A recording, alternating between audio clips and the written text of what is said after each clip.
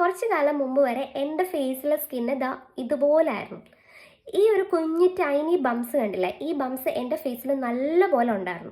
അപ്പോൾ ഞാൻ കുറേ റിസർച്ച് ചെയ്ത് എൻ്റെ പൊന്നു, ഞാൻ ഇതിനെപ്പറ്റി, ഇത് നോർമൽ പിമ്പിൾസ് അല്ല, ഈ ഒരു പിമ്പിൾ എങ്ങനെ വരുന്നു, ഈ കുഞ്ഞു സ്മോൾ ബംസ് എങ്ങനെ വരുന്നു, എവിടുന്ന് ഇതെങ്ങനെ കളയാം എന്നൊക്കെ ഞാൻ കുറേ റിസർച്ച് ചെയ്തു. ഡോക്ടേഴ്സിൻ്റെ അടുക്കെ പോന്നു.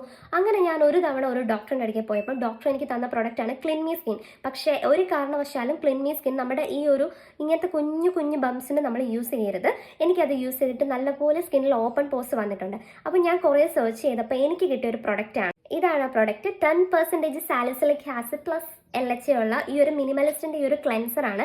ഇത് ഞാൻ യൂസ് ചെയ്യാൻ തുടങ്ങിയിട്ട് ഏകദേശം ഒരു 3 months ആയിട്ടുണ്ട്. അപ്പോൾ എൻ്റെ ആ ഒരു പഴയ സ്കിൻ നല്ലപോലെ മാറിയിട്ടുണ്ട്. എനിക്ക് നല്ല വ്യത്യാസം തോന്നിയിട്ടുണ്ട്. എസ്പെഷ്യലി നമുക്ക് സ്കാൽപ്പിലൊക്കെ ഡാൻഡ്രഫ് വരുമ്പോഴാണ് ആ ഒരു പ്രശ്നം കൂടുതലുണ്ടാകുന്നത്. ആ ടൈമിൽ നല്ലപോലെ ഞാൻ ഈ ഒരു ക്ലെൻസർ